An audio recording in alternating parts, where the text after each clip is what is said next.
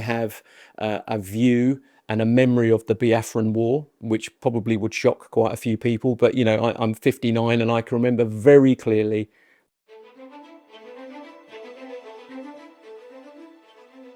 my best friend at school in the East End of London. His name was Deepo Bajalua.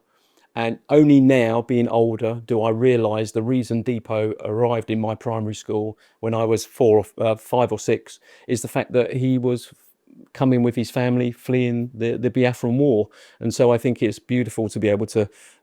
finish this circle here by valuing his memory and looking at something like a civil war, which a lot of people get caught up on wars between nations or maybe between continents and things. But what people forget about with civil wars is they are based on something that is deeply fragmenting when it comes to communities. And I think when you look at modern day Nigeria now, you still see in the headlines or between the headlines actions between states in the south and states in the north that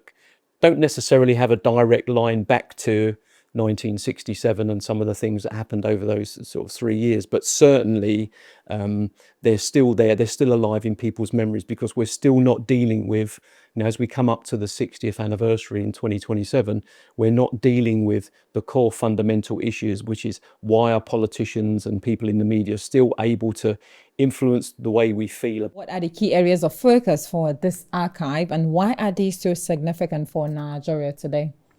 Well, when I look at Nigeria today, I see a nation that is completely and utterly misrepresented in the way that it's covered by the global north. It's still seen through that cultural, colonial lens of the global north. When you come here, you realise that it has the resources, it has the people, it has the talent, and it has the ability to be able to share its story in a way that is about Africa and from Africa, not a story just about it. And that's what S24 television represents for me. But also I think that it's about being able to put that historical context from something like the Civil War, nearly 60 years ago, allows you to reach out and talk to the diaspora anywhere in the world as well, where they'll have a memory of it, or maybe they're part of the diaspora because of that. And then we bring it right up to modern times, which is, you know, the conversation that we recently had about, you know, Sahel and the insurgency on the northern border of Nigeria, I think, which is bearing the brunt and will continue to bear the brunt of that insurgency, particularly when it comes to things like banditry and the impact on NGOs like Code that we interviewed as well, that are trying to work in these communities and suddenly finding that they can't and they're being lost.